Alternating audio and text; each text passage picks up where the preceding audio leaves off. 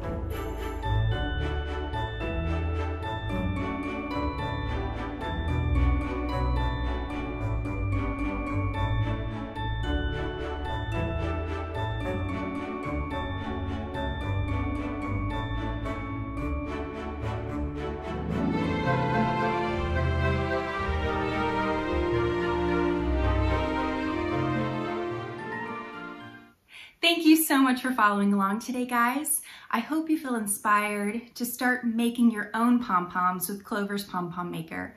And if you don't have your own, then please add it to your Christmas wish list. I guarantee you're gonna love making pom-poms. If you want to see more simple DIYs and tutorials, then please check out my blog, countrypeony.com, or feel free to follow me on Facebook or Instagram at The Country Peony. I'd love to have you there. Until next time, happy crafting.